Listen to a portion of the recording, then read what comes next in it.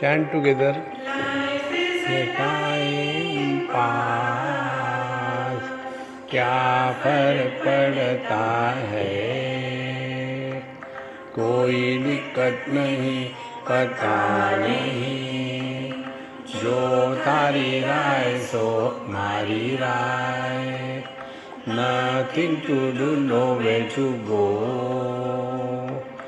देखो सुनो मत बोलो, whenever whatever you are, be 100% Karnataka, किसी को आओ मत कहो, किसी को जाओ मत कहो,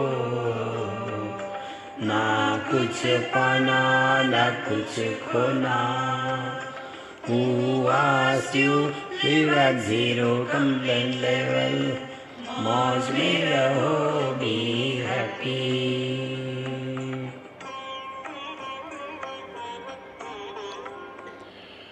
श्री कृष्णा श्री कृष्णा श्री कृष्णा श्री कृष्णा। गुरुर्ब्रह्मा गुरुर्विष्णुः गुरुर्देवो महेश्वरः, गुरु साक्षात् परं ब्रह्म तस्मै श्री गुरवे नमः, तस्मै श्री गुरवे नमः।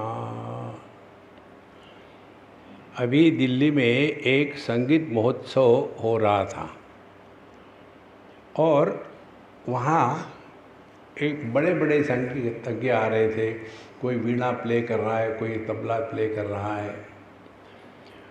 उसमें से जो हमको जानते थे उन्होंने हमको लिखा कि स्वामी जी मैं परफॉर्म कर रहा हूँ, आशीर्वाद दीजिए। तो मैंने उनको कहा मुझे कुछ समझ में नहीं आता संगीत में, मैं औरंगज़ेब हूँ, ना तो तानसेन हूँ ना तो कानसेन हूँ, इनसेन हूँ। नहीं नहीं नहीं कुछ तो बोलिए। तो मैंने जो उनको बताया आपको बता रहा हूँ।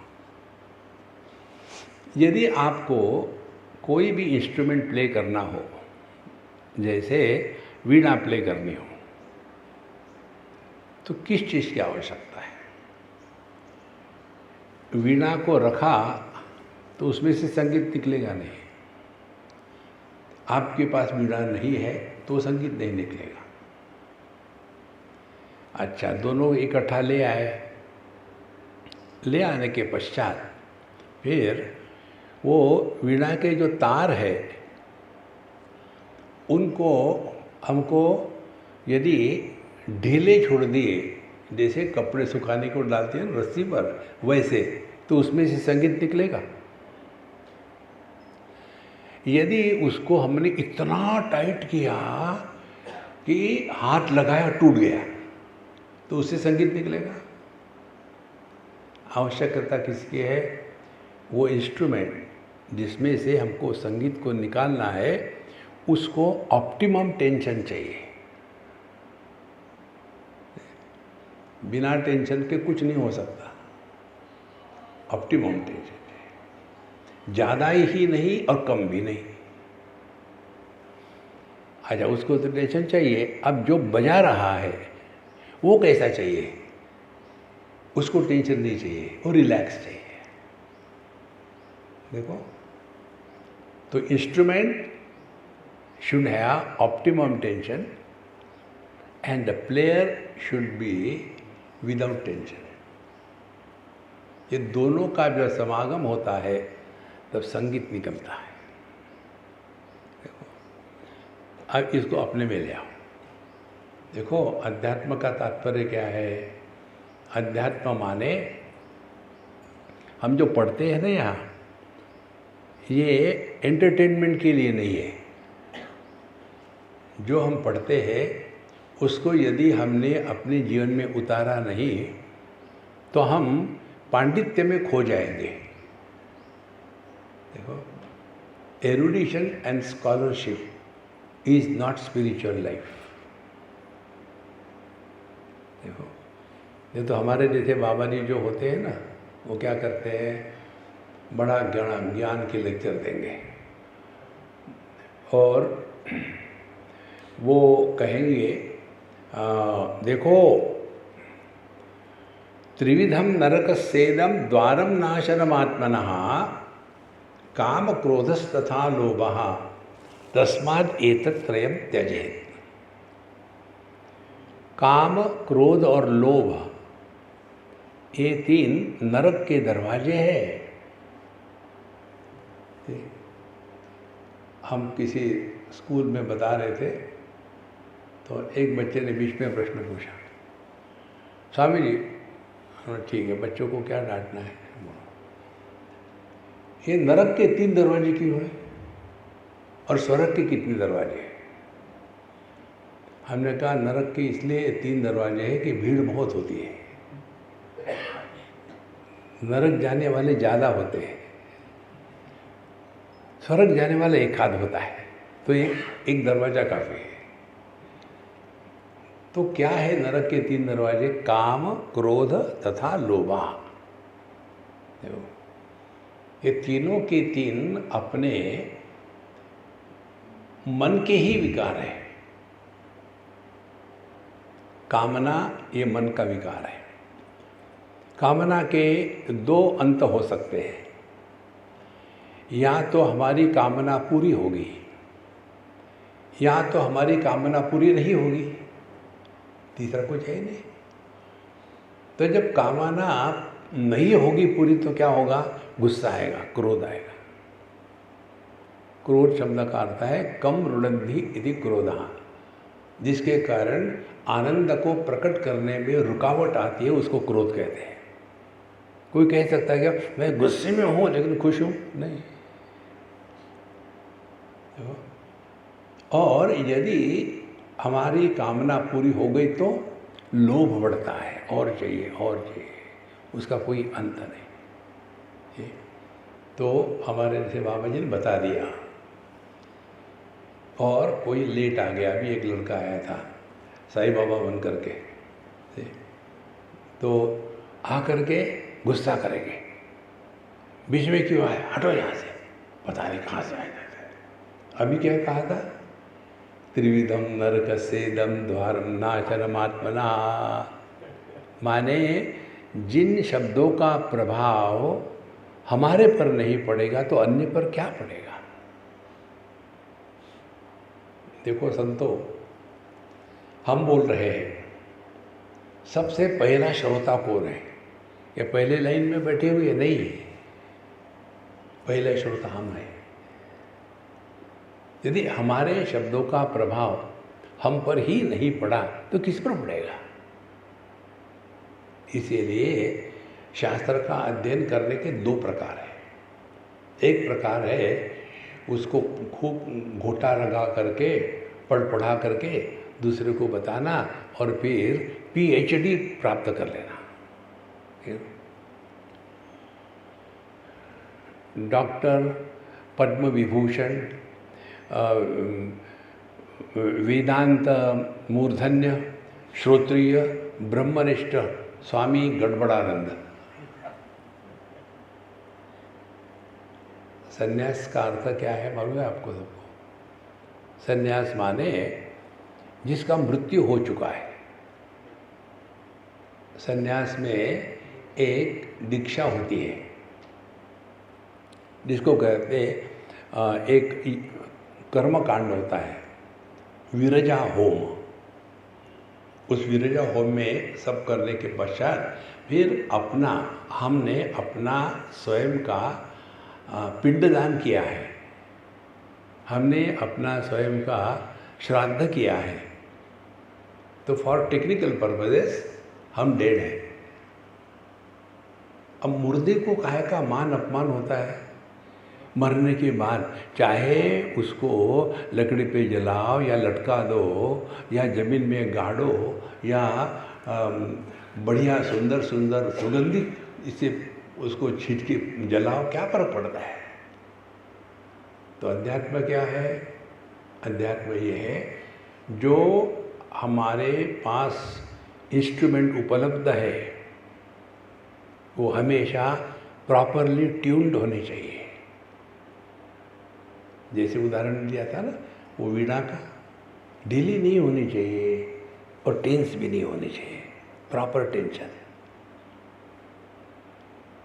एक आपने हमारे हैप्पी मंत्रमाला का सुना होगा, wherever whenever whatever you are be 100%। अभी हम लोग कहाँ हैं? सत्संग में। कब? जब सत्संग चल रहा है तो क्या होनी चाहिए? सत्संगी। सत्संगी होने के स्थान पर यदि हम कुछ और बने, हाँ पिछले बार स्वामी जी ने वो कहा था, मैं तो वहाँ गया था, उस समय उस महात्मा ने ये कहा था, तो आप यहाँ हो ही नहीं।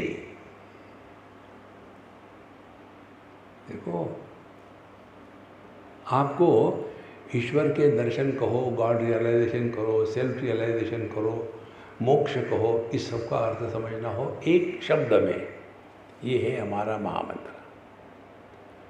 जहाँ जब जो हो 100% हो।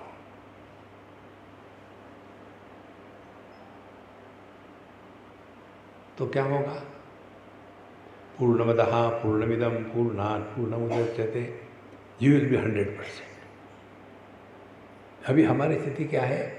पुरानी यादें आती। पिछले बार स्वामी जी जब आए थे यहाँ, तो अब हम यहाँ वर्तमान में हैं, ये चले गए भूतकाल। देखो, ये इतनी आवश्यक बात है संतों, इसके लिए अध्यात्म का प्रसंग चलता है। देखो, हमारे सत्संग में सत्संगियों की या सत्संगियों से क्या अपेक्षा है? अपेक्षा ये है, एक, आपको कुछ मिलने वाला नहीं। यदि ये कल्पना करके आए कि महाराज जी आशीर्वाद दो, वो डिपार्टमेंट हमारा नहीं है। फिर हमारा डिपार्टमेंट क्या है? मारवाड़ी बोलो, जो थारी राय सो मारी राय। अपनी इच्छा से मुक्त होना माने प्रभु की इच्छा के साथ एक हो जाना है। देखो, इस प्रकार से जब हमारा मन शांत रहता है, सोता नहीं है और गुस्सा भी नहीं करता। जो हमने उदाहरण दिया था, वो तार वीणा के ढीले भी नहीं है और इतने टाइट नहीं है कि हाथ लगाओ टूट जाए। देखो, ऐसा साधक अपेक्षित है, तब जाकर के इस ज्ञान का प्रभाव हम पर पड़ेगा। इस समय हमको बताया कि हमारे पीडी जी ने, मुझे भगवान की एक बड़ी देन है, मुझे किसी के नाम याद नहीं रहते, किसी के नहीं। और फिर मैं अपने आप को छुपाने के लिए कभी कभी झूठ बोल देता हूँ। भगवान कृष्ण का फॉलोअर हूँ, झूठ बोल देता हूँ। मैंने आपको कहीं देखा था पहले, स्वामी जी मैं आपको पहली बार देख रही हूँ करके। देखो, क्या रखना है याद? जगत के विस्मृति को परमात्मा का स्मरण कहते हैं। देखो, हम आपको भगवान को याद करने को नहीं बता रहे, दुनिया को भूल जाओ। कारण हम परमात्मा स्वरूप है, हम अपना स्मरण कभी नहीं कर सकते। हम अपने आप को पहचान सकते हैं, स्मरण नहीं करते। पहचान किसकी होती है? पहले जिससे मिले हुए थे उनकी ही पहचान होती है ना, कि मैंने आपको पहचान लिया, पिछले बार आप आए थे। तो ये दुनिया के स्मरण के कारण हमारे ज्ञान पर एक पर्दा आ जाता है और उस पर्दे के नीचे हम छिपे हुए हैं। इस परमात्मा स्वरूप को पहचानना, इसके लिए वेदांत का सत्संग होता है। आपको वेदांत के सत्संग में भीड़ भड़क्का कभी नहीं मिलेगा, क्योंकि यहाँ तबला नहीं, पेटी नहीं, गाने नहीं, उसके बाद दुनिया भर का आडंबर नहीं, और बड़े बड़े एक कोने में लगा देते हैं ऐसा स्क्वायर और वहाँ रखते खाले, और फिर भजन कीर्तन चल रहा है और तबला पेटी हो रही है, और फिर नंद के आनंद भयो जय कन्हैया लाल की, और जो जिंदगी में कभी हंसे नहीं, हिले नहीं, वहाँ जाकर के फिर वो उनको नाच आता है। ये तमाशा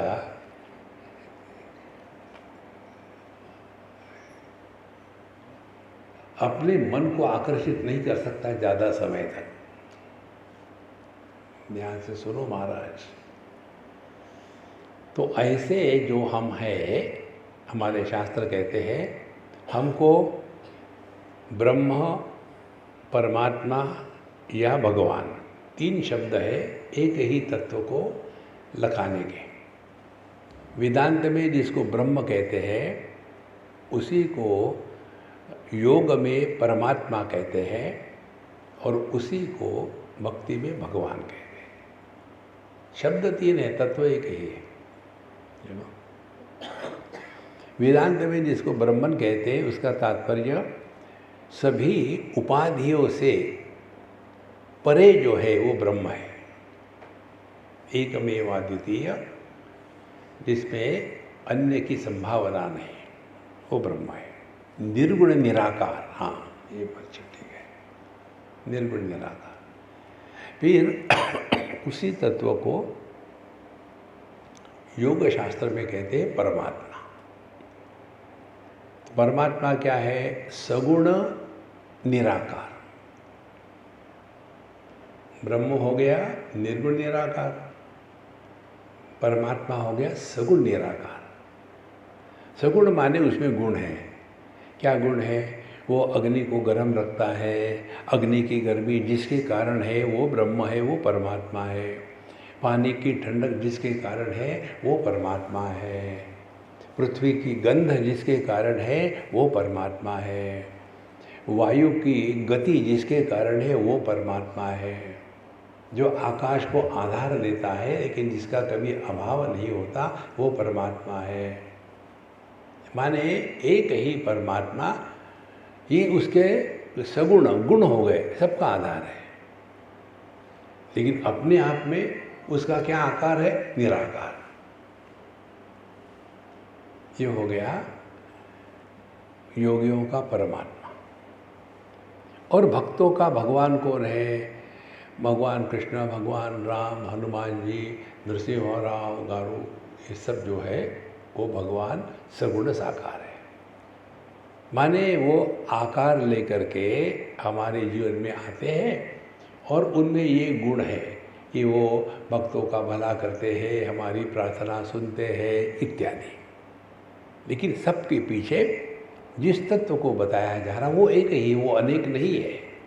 ये सिद्धांत हमको स्वीकार करना है। देखो, और इसीलिए जीवन का अंतिम पड़ाव क्या है? What is the ultimate in spiritual life? 2 बातें। पहली बात, जब तक के हम अपने अंतःकरण से देहात्म भाव की निवृत्ति, इसको अध्यात्म के रूप में स्वीकार नहीं करेंगे, तब तक के हमने अध्यात्म में प्रवेश ही नहीं किया। देहात्म भाव की निवृत्ति पहली स्टेप है। दूसरी स्टेप है जीवात्म भाव की निवृत्ति, कि मैं जीव हूँ। ये दोनों को लेकर के कर्मकांडी और डराने वाले हमको बांध के रखते हैं। नायमात्मा डरपोके न लभ्या, वहाँ उपनिषद कहती है नायमात्मा बलहीन न लभ्या। बलहीन कौन है? डरपोक है। इसका कोई उदाहरण बताते हैं। हम अमेरिका में थे, कहीं खड़े थे, वहाँ एक पादरी आ गया, आकर के मुझे कहता है, आर यू इंडियन? हमने एनी ऑब्जेक्शन? बोले नहीं. So you are a Hindu? I said yes. Do you believe in Jesus? I said no. I believe in Lord Jesus.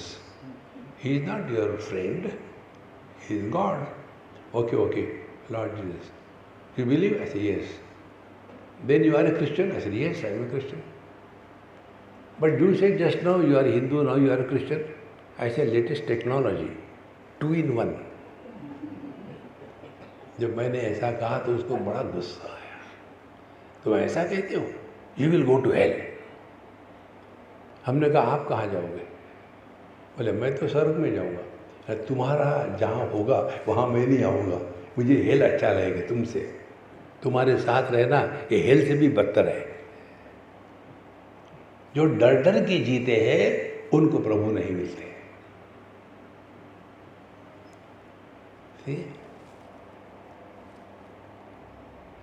हमारे बृहदारण्यकोपनिषद में आता है,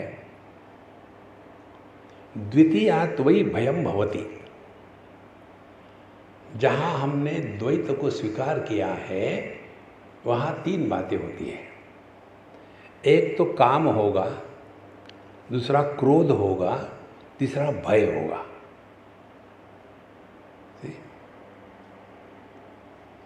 तो जब तक कि हमने अपने आप को देह मान के रखा है तब तक के तू मैं तू चलती रहेगी.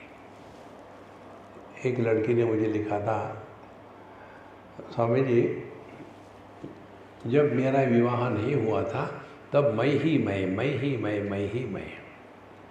फिर मेरा विवाह हो गया, फिर तू ही तू 2-4 महीने के लिए. बाद में मैं तू मैं. और अब तो दिन भर कबड्डी चलती रहती है. देखो, तो इससे निकलने के लिए क्या करना चाहिए? हमने कहा गणित सीखो. विवाह का गणित क्या है? विवाह का गणित बड़ा विचित्र है. 1 + 1 = 1. 2 नहीं होते. 1 and 1 is not 11. 1. फिर दूसरा एक कहीं कपल मुझे मिला था परदेश में. बोले स्वामी जी आपने हमको पहचाना? आप हमारे शादी में आए थे, वहाँ पूना में शादी हो गई थी. हाँ मुझे याद है. मुझे ये भी याद है मैंने तुमको क्या बोला था कि मैंने आपको कहा था गणित शादी का ये 1 + 1 = 1. उसने कहा उसी के कारण हमारे दोनों में झगड़े होते हैं. कैसे? Which one? मैं या वो, इसी को लेकर झगड़े होते हैं. जहाँ द्वैत है, जहाँ अन्य है, वहाँ संसार है.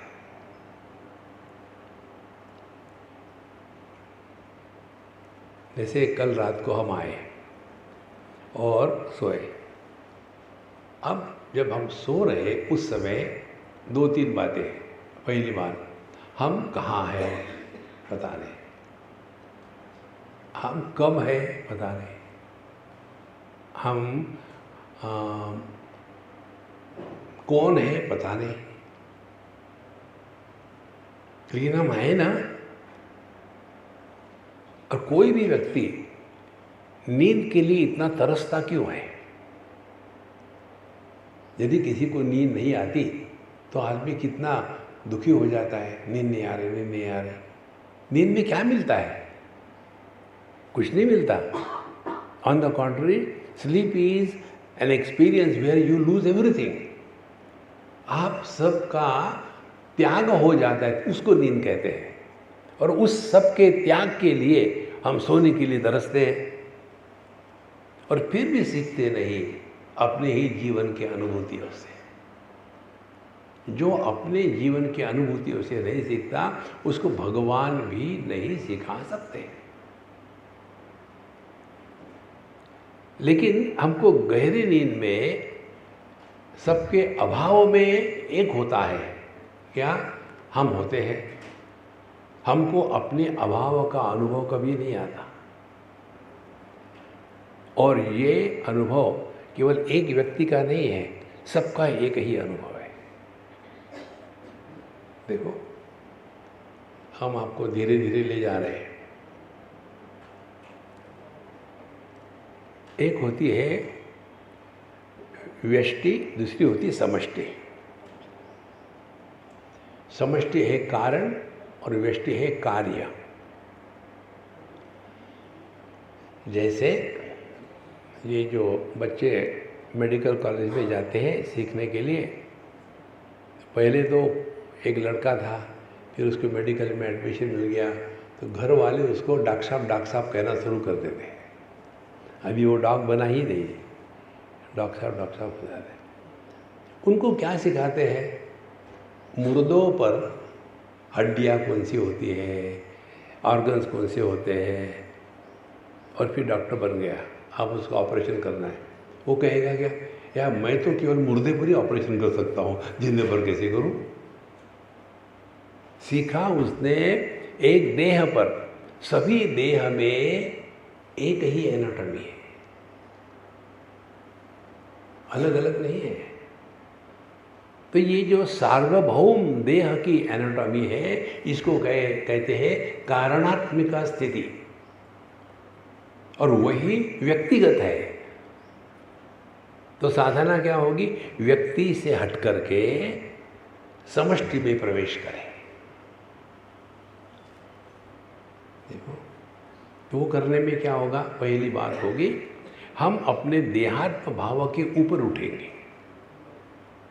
देखो, जैसे माताएं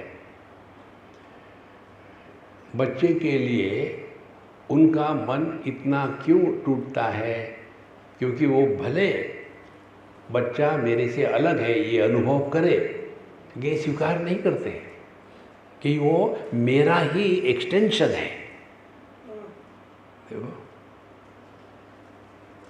इसी प्रकार से जब हम इस द्वैत के जगत में रहते हुए द्वैत के द्वारा प्रभावित न होवे, तब हम वेदांत का अध्ययन कर रहे हैं।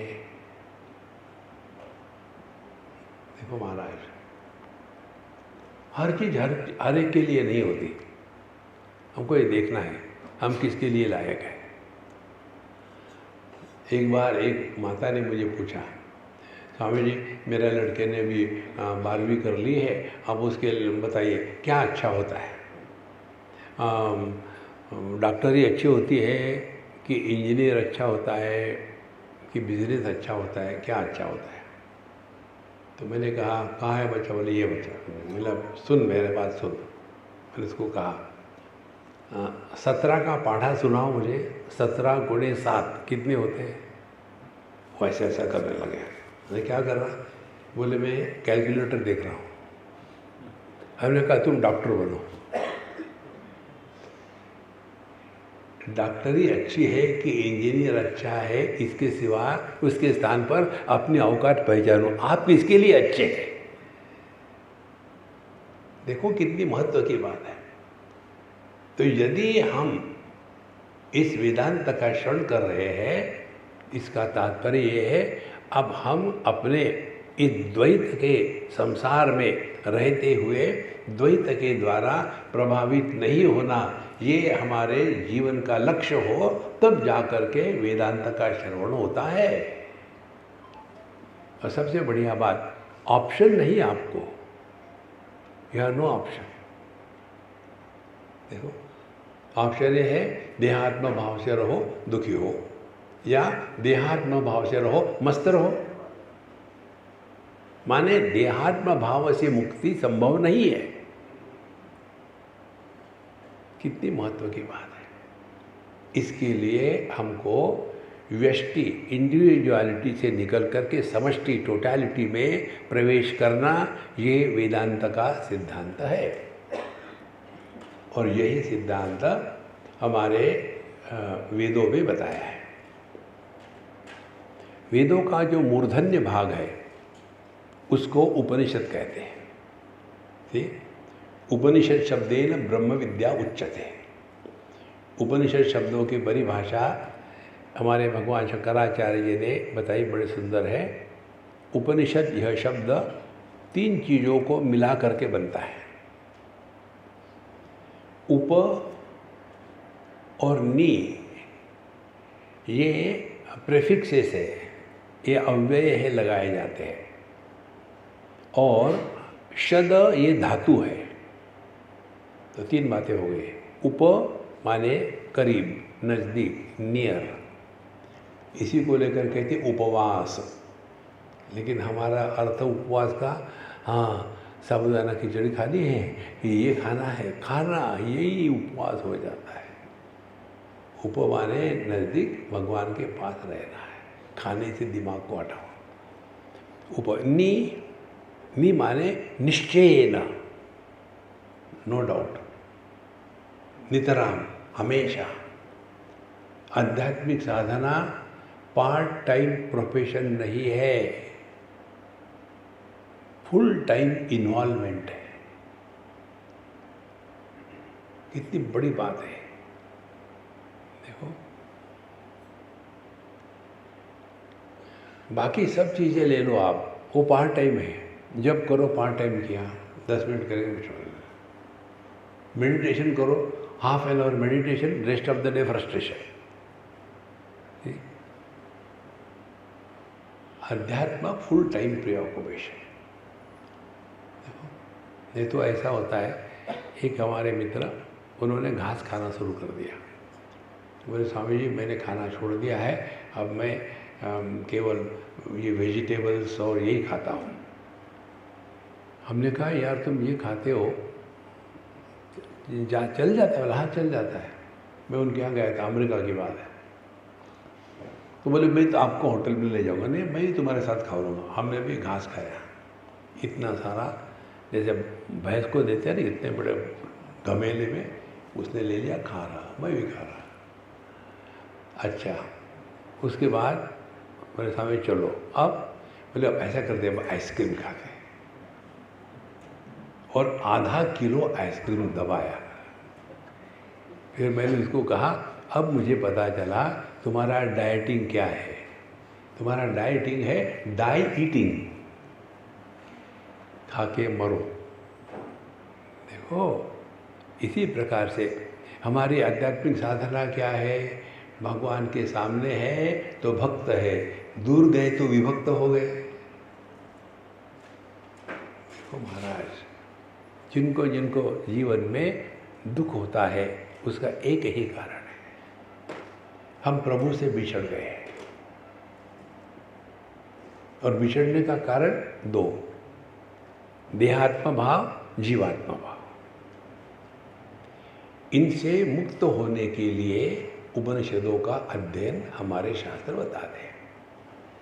तो उपनिय हो गया। अब शद धातु का अर्थ। शद धातु के 3 अर्थ हैं। गति, हिंसा और विशरणम। गति माने डेस्टिनेशन। उपनिषद शब्देन ब्रह्म विद्या उच्यते। हमारा स्वरूप क्या है, ये लक्ष्य जिसके द्वारा बताया जाता है उसको उपनिषद कहते हैं।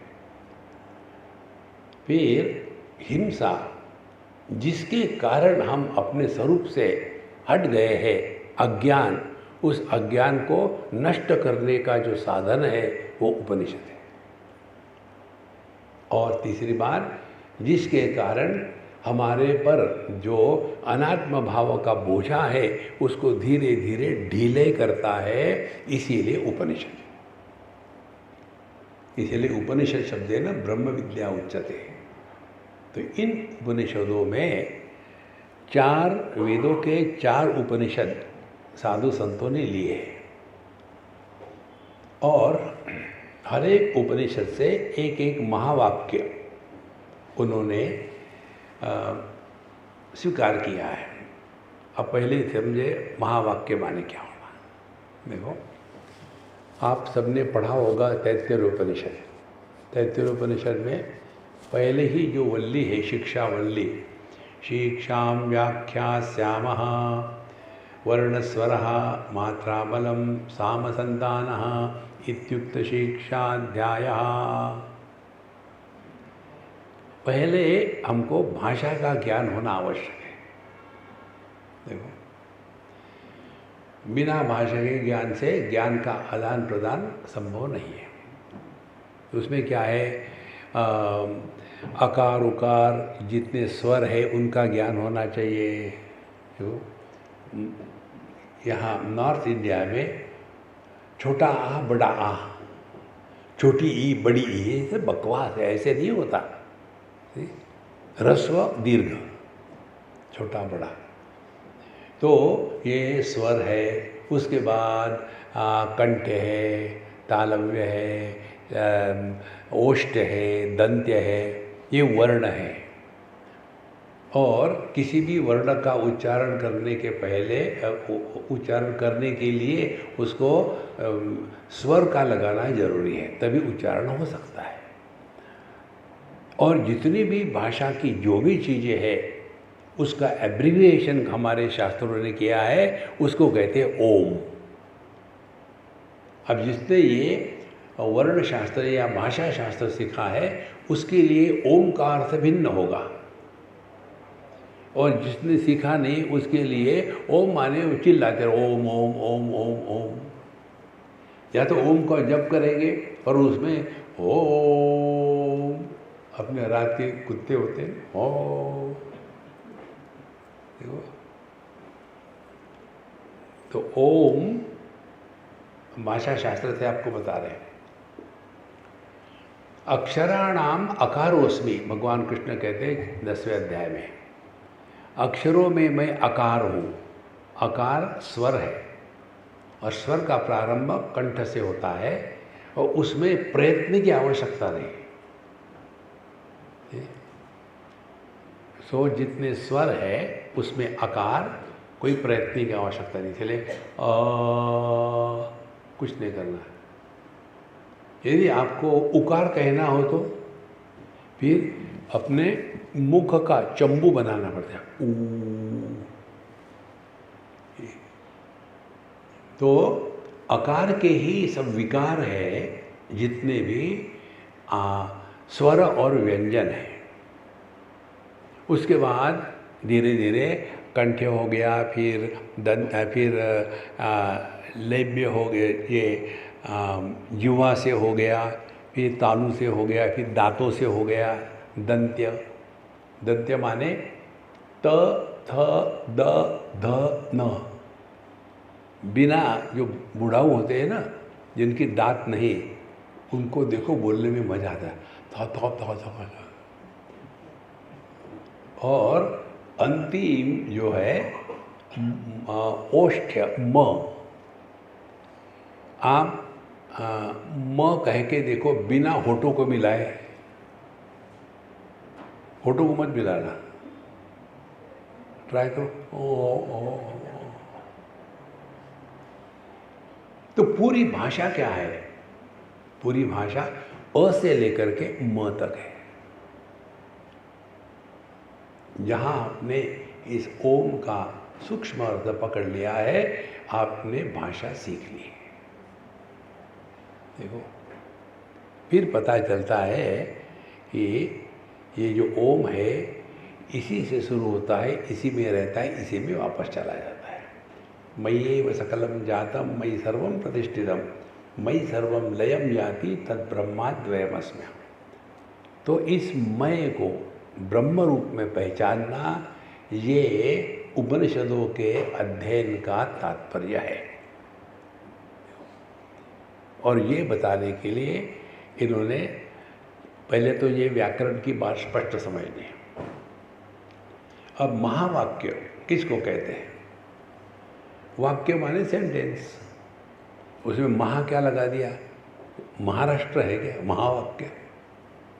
महाराष्ट्र के लोगों को हर बार हर के पीछे महा लगाने का बड़ा शौक है। उनको कहो कि तुम गधे हो तो उनको गुस्सा आता है, महा गधे हो फिर ठीक है। तो महावाक्य माने क्या? महावाक्य माने जिसके द्वारा जीवात्म बोध का अनुभव होता है उसको महावाक्य कहते हैं। जीवात्मा और परमात्मा ये दो नहीं है, एक है। और इसमें जीव जो है वो अध्यारोपित है और परमात्मा यह वास्तविक है। ये ज्ञान होने के पश्चात फिर क्या है, कर्नाटक जो हमको रोल प्ले करने हैं अपने जीवन में प्ले करें, लेकिन उस समय भी हमको अपने स्वरूप से भटकना नहीं। इसको समझना है तो एक छोटा सा उदाहरण देते हैं आप, बहुत सिंपल है। देखो, आप में कई हमारे जैसे बुढ़ाऊ है तो हमारे इतने तो नहीं होंगे। 1930-35 की बात है। उन दिनों में स्टेज पर नाटक करते समय लड़कियां नहीं आती थी, तो उस समय जो पुरुष होते थे वही स्त्री का पाठ करते थे। तो जब वो पुरुष स्त्री का पाठ कर रहा है तब भी वो ये कभी नहीं भूलता कि मैं आदमी हूं पहले। यही साधना है।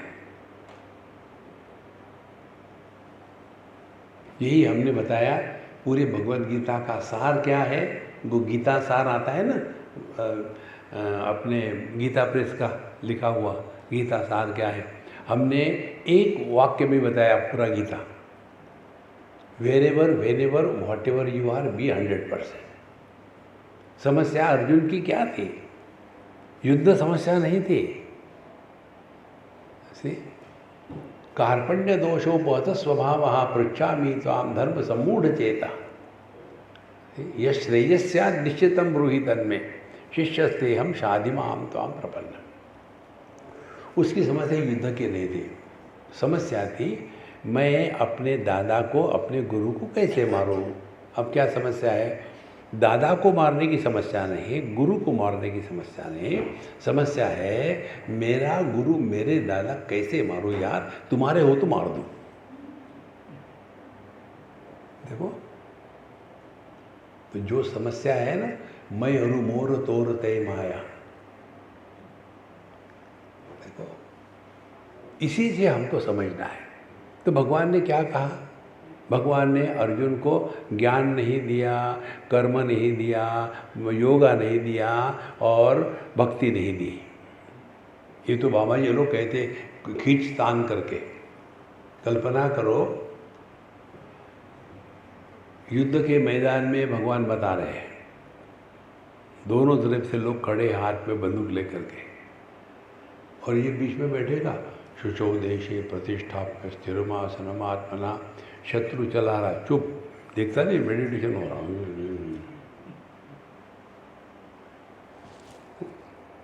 कैसे हो सकता है? तो फिर क्या बताया? भगवान ने अर्जुन को ये नहीं पूछा अर्जुन तुमको ज्ञान हो गया है कि नहीं, पूछा है क्या? कहीं नहीं पूछा। आखिर में जाकर के भगवान ने क्या कहा? तुम्हारा नष्ट मोह हुआ है कि नहीं?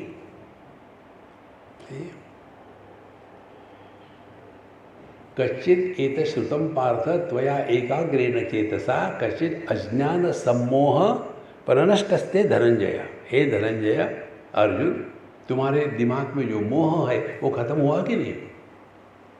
और वहाँ भी भगवान की ये बात हमको जीवन में उतारनी है। उन्होंने इतना ही कहा, विमृश्य एतद अशेषेण। अब हमने तुमको डाटा दे दिया है। अब ये हमारे भारतीय लोगों की बहुत आवश्यकता है, ये करते नहीं। कौन सी आवश्यकता है?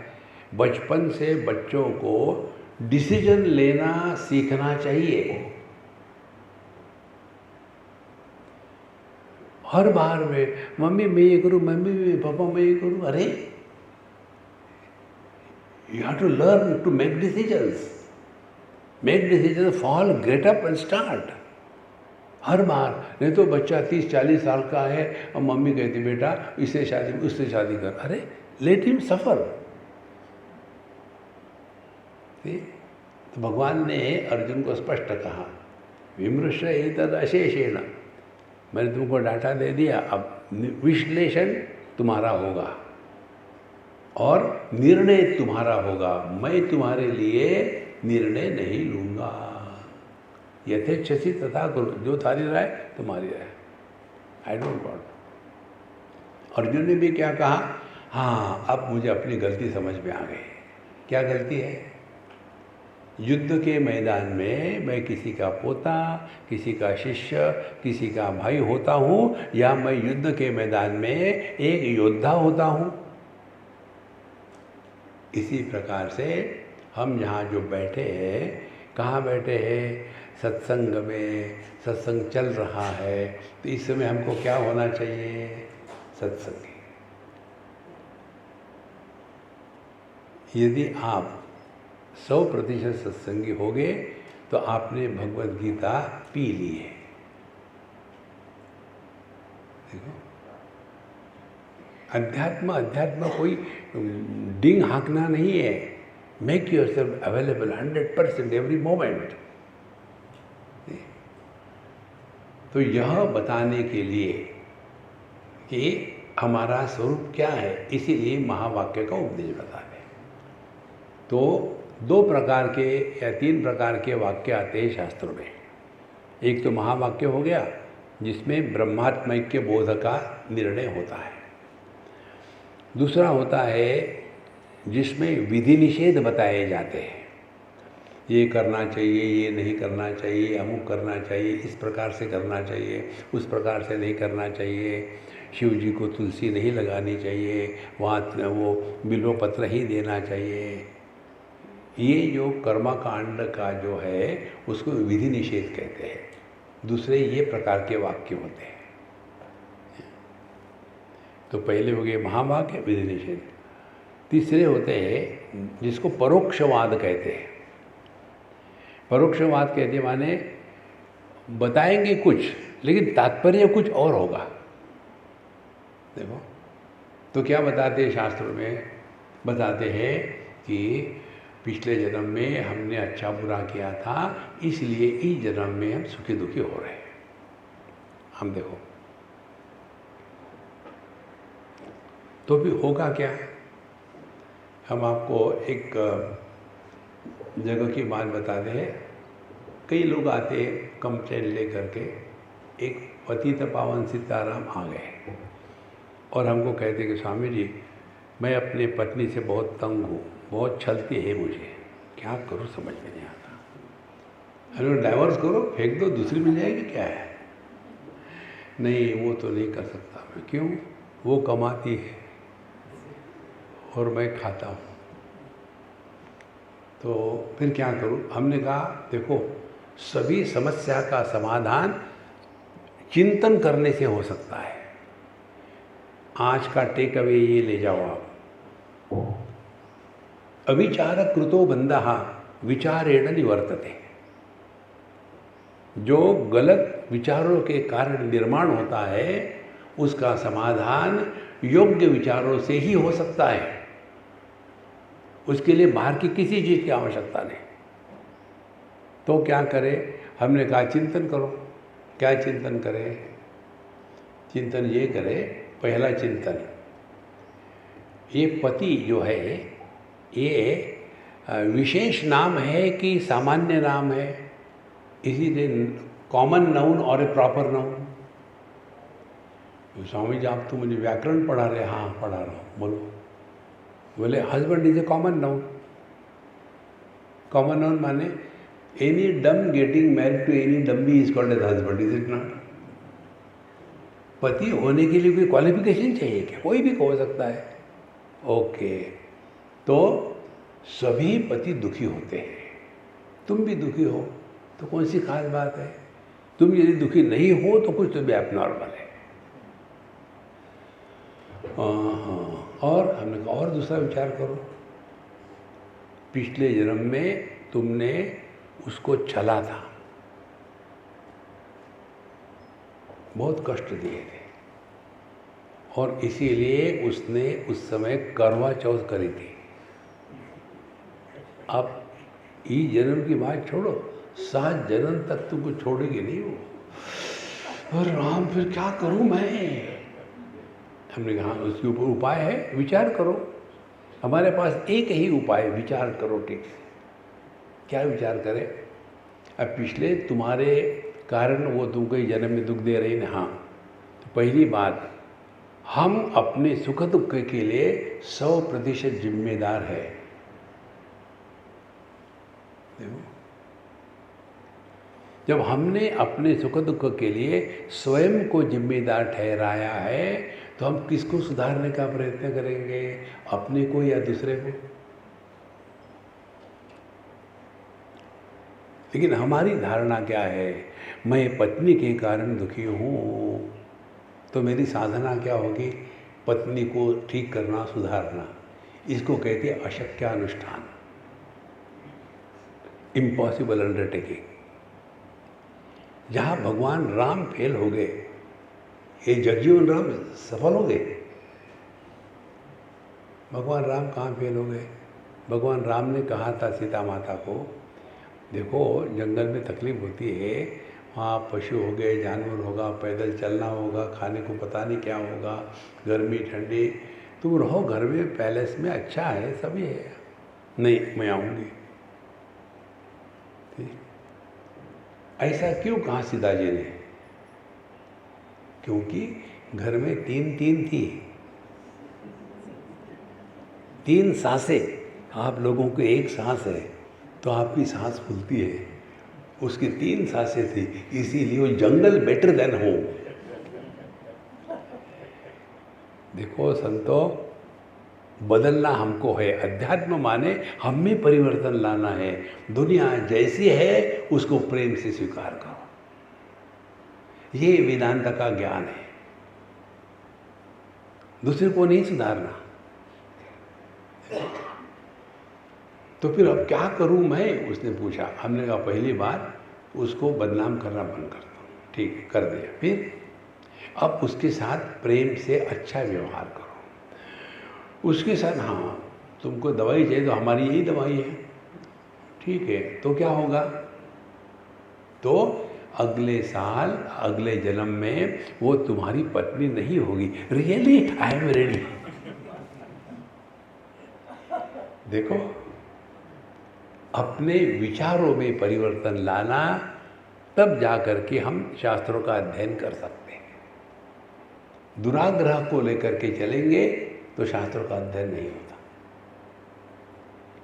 तो एक हो गया महावाक्य, दूसरा हो गया विधि निषेध, तीसरा इसको कहते हैं कि केवल परोक्षवाद कहते हैं। माने ये पिछला जन्म, ये जन्म, पाप पुण्य, स्वर्ग नरक, ये स्वर्ग नरक भेजने के लिए नहीं, ये पाप पुण्य के लिए नहीं। क्या तात्पर्य है इन सब सिद्धांतों का? तात्पर्य है, ध्यान से सुनना,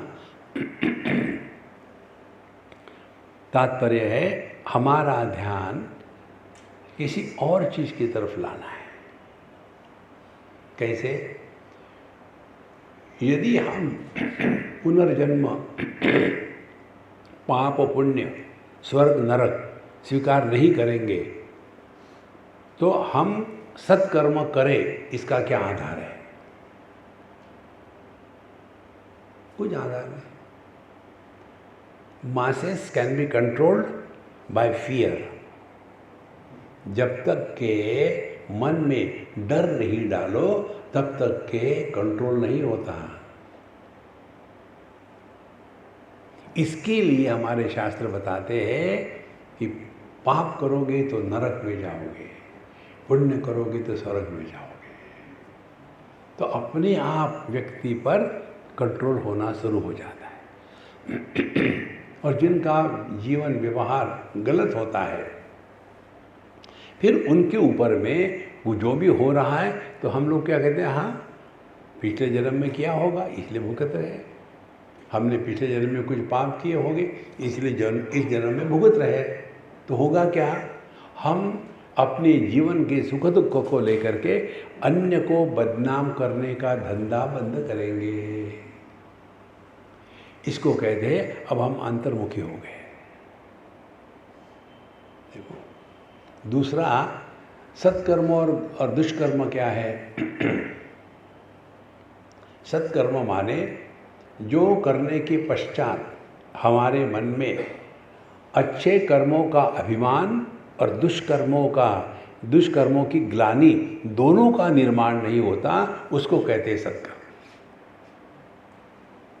देखो, आप भगवान कृष्ण का जीवन देखो। भगवान कृष्ण ने जब अश्वत्थामा ने उत्तरा के पेट के गर्भ को वो ब्रह्मास्त्र से खत्म कर दिया था, उस समय भगवान कृष्ण कहते हैं, यदि मैंने जिंदगी में कभी झूठ नहीं बोला हो और यदि मैं कभी युद्ध के मैदान से भाग नहीं गया हो तो उसके प्रभाव से वह गर्भ जिंदा हो जाएगा, और हो जाता है। किसने कहा? कृष्ण ने। जितना झूठ कृष्ण ने बोला और किसी ने नहीं बोला। देखो, मैं हाथ में शस्त्र नहीं लूंगा, लिया ना? देखो महाराज, कितना झूठ बोला। मैं युद्ध से कभी भाग नहीं गया। फिर नाम इनका रणछोड़ क्यों पड़ा? जब 17 बार जरासंध ने हमला बोल दिया मथुरा पर, तो ये महाराज भाग गए ना। देखो, झूठ की कोई लिमिट है भगवान कृष्ण के जीवन में। फिर भी उन्होंने जब कहा कि मैं यदि झूठ नहीं बोला हूँ और युद्ध के मैदान से भागा नहीं हूँ, तो उसके शक्ति से वो गर्भ जो जिंदा हो जाएगा, तो ये हुआ। इसका मतलब क्या है? इसको कहते अर्थवाद। इसका मतलब ये है कि जो सबके हित के लिए होता है और स्वार्थ से प्रेरित नहीं होता, वही सत्य है। देखो, कंस को मारने के पश्चात भगवान स्वयं राजा बन सकते थे ना मथुरा के। वो स्वयं नहीं बने, उग्रसेन को आप चले जाए। देखो, उन्होंने स्वार्थ से प्रेरित होकर के कंस को नहीं मारा था। कंस को मारने का मूल प्रयोजन ये था कि कंस की जो 2 पत्नियां थी, ये जरासंध की लड़कियां थी। इसको जब मारा तब जरासंध गुस्सा कर गया और जरासंध को ख़त्म करना था, इसीलिए उसको उचकाया। ये बड़ी सुंदर कहानी है, महाभारत पढ़ो आप, मज़ा आ जाता है। देखो, इसीलिए तो क्या क्या हो गया? कितने वाक्य हो गए? महावाक्य जो ब्रह्मात्म के बोध का प्रतिपादन करते हैं। दूसरे हो गए विधि निषेध, ये मत करो, वो मत करो, ऐसा मत करो, वैसा मत करो। तीसरा होता है अर्थवाद। अर्थवाद में जो बताया है उसका तात्पर्य निर्णय हमको लेना है। देखो, तात्पर्य निर्णय माने जो बताते हैं उससे हमको क्या सीखना है। जैसे ये जो हितोपदेश वगैरह कहानियाँ आती है ना, एक लोमड़ी थी, एक कौवा था, और उस लोमड़ी ने कौवे को अपने यहाँ शाम को सफ़र डिनर पर बुलाया, तो कौवा पहुँच गया। अब वहाँ पहुँचने के पश्चात लोमड़ी तो लोमड़ी है, चाला उसने क्या, पत्तल पर वो सूप दे दिया खाने के लिए। लोमड़ी तो फटाफट खा गई और कौवा परेशान हो रहा है, कैसे खाऊं कैसे खाऊं, और वो हंस रहे थे। कौवा तो कौवा ही है। बोले थैंक यू सो मच, अब ऐसे करना कल हमारे यहाँ आना। तो लोमड़ी पहुँच जाती है। फिर कौवा क्या करता है, वैसा ही सूप एक टेस्ट ट्यूब में देता है। अब कौवा तो ले सकता है टेस्ट ट्यूब में से, अब ये नहीं। अब मज़ा आया ना, ये कहानी हो गई। इस कहानी को सुन करके यदि कोई प्रश्न पूछे कि ये कौवा और लोमड़ी कौन सी भाषा में बोले, तो उसकी ज़बान काटनी चाहिए। अरे बेवकूफ़, कहानी से सीखो कुछ, इसको कहते हैं अर्थवाद।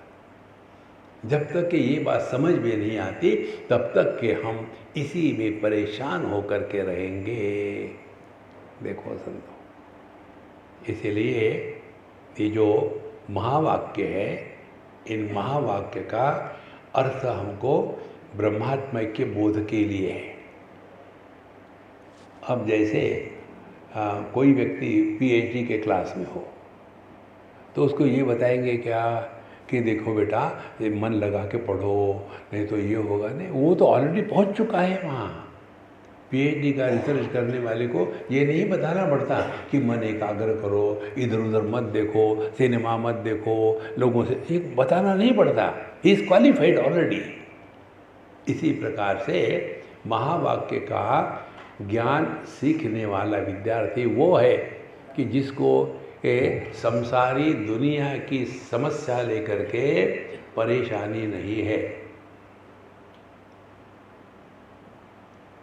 ये कैसा हो सकता है? देखो, दो प्रकार से। समस्या को स्वीकार करो और दुखी हो जाओ। समस्या को स्वीकार करो, बिना दुखी होके उसके हल का प्रयत्न करो। माने समस्या को स्वीकार करना या नहीं करना ये ऑप्शन नहीं है। समस्या है, आप कैसा स्वीकार करते हैं? उसको लेकर के परेशान होते हैं कि समस्या का समाधान करने के लिए प्रयत्न करते हैं।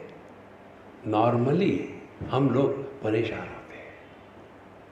देखो, इस प्रकार से हम जब शास्त्रों का अध्ययन करते हैं तो हमारे वेदांत शास्त्र के जो अधिकारी निर्णय विषय आता है ना, उसमें आता है साधन चतुष्टय संपन्न अधिकारिणाम अयम तत्वबोधः विधीयते। जो साधन चतुष्टय संपन्न अधिकारी है, माने क्या? चतुष्टय 4: विवेक, वैराग्य, क्षमादि षट्क संपत्ति और मुमुक्षुत्व 4। तो विवेक हो गया। देखो, भिन्न प्रकार के विवेक शास्त्रों में आते हैं। एक है तिल तंडुल न्याय का विवेक। एक बच्चे को कहा कि तुम जा कर के 1 किलो चावल और 1 किलो तिल ले आओ। तो कागज़ के दोने में थैले में डाल करके ले आया बाइसिकल पर। तो धक्के लग करके दोनों कागज़ के दोने टूट गए और चावल और तिल इकट्ठे हो गए। दिया मम्मी को। मम्मी ने कहा, अरे बेवकूफ़, मैं क्या करूँ इसका? फिर मैं क्या करूँ? पर इनको अलग अलग करो। तो तिल तंडुल चावल अलग अलग करो। ये ईजी है समझने के लिए। दूसरा, निरक्षीर विवेक। तूने दूध में पानी डाला है कि पानी में दूध डाला है? देखो, तो पानी से दूध निकालने के लिए उसको उबालो, पानी निकल जाएगा। धीरे धीरे समझो। अब पति और मनुष्य पुरुष, इनका विवेक करो। जो पुरुष है वही पति है ना, विवेक करो इनका। क्या विवेक करेंगे? विवेक ये करेंगे कि पुरुष वास्तविकता है, पति बनावटी है। हम पति को पुरुष से अलग करके दिखा सकते हैं क्या? दुखी कौन हो रहा है? पति।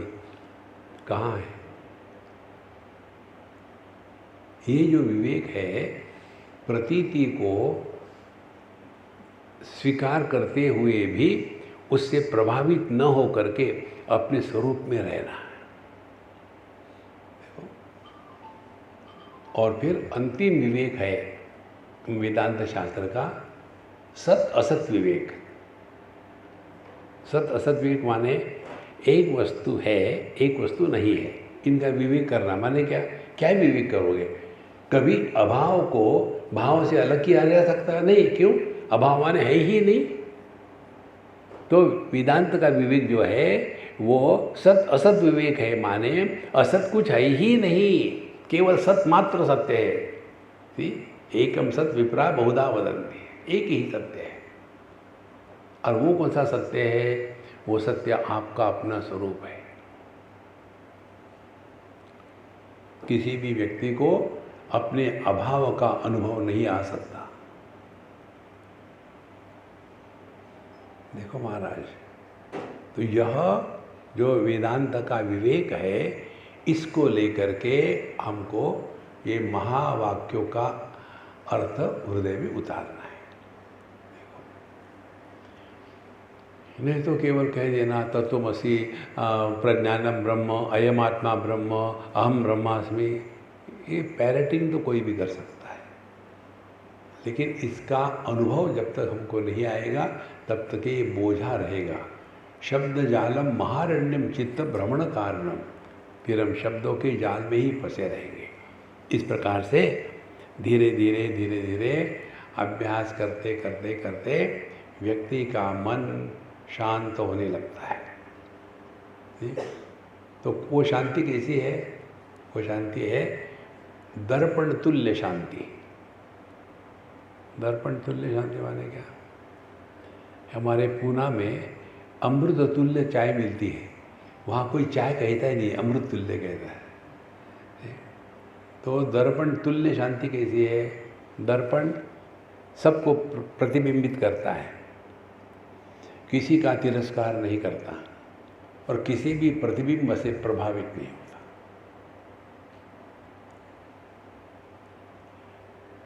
इस अनुभूति में जीना, इसको कहते हैं ब्रह्मात्मैक्य बोध। देखो, सबसे बढ़िया बात मालूम है क्या है? ये सब होने के लिए दर्पण को कुछ साधना करनी पड़ती है क्या?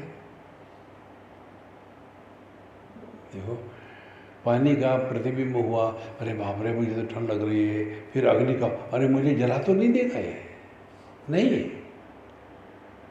इसी प्रकार से हम पर किसी का कोई प्रभाव नहीं होता। पहचानो, सी प्रत्यभिज्ञायते, प्रत्यभिज्ञा पहचानो। बचपन आके चला गया, क्या फर्क पड़ा? जवानी आके गई, हम जो के त्यों है ना। मिडिल एज भी चला गया, कुछ नहीं हुआ। अब बुढ़ापा भी जाएगा। स्वामी जी ऐसा मत बोलो।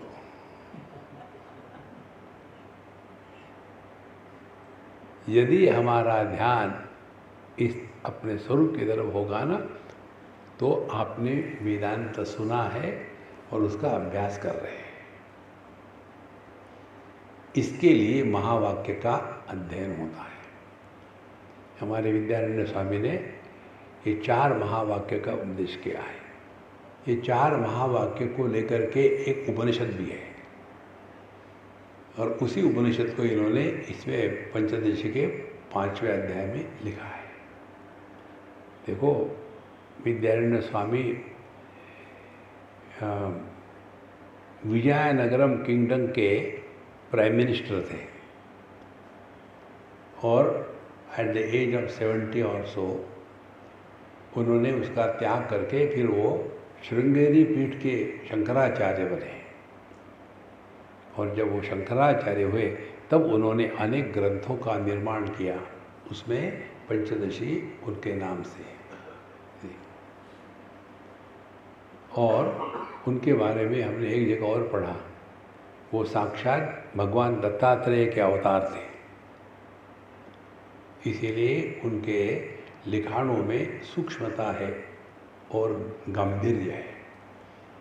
जैसा कोई कहे कि मैं क्रिश्चियन हूँ लेकिन मुझे मालूम नहीं बाइबल क्या होता है, इसी प्रकार से कोई ये कहे कि मैं वेदांत पढ़ लिया हूँ लेकिन मालूम नहीं है कि पंचदशी क्या है, तो उसने कुछ नहीं पढ़ा।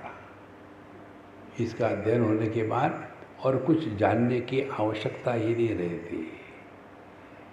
इसीलिए हमारे पीडी जी के कहने के अनुसार, इनका नाम मुझे पता, मैं इनको पीडी कहता हूँ, पोस्ट डॉक्टरेट। तो इनके कहने के अनुसार फिर हमने इस पर बोलने का निर्णय लिया है, तो उसके बाद की बात कल देखेंगे। ओम पूर्णमदः पूर्णमिदं पूर्णात् पूर्णमुदच्यते पूर्णस्य पूर्णमादाय पूर्णमेवावशिष्यते।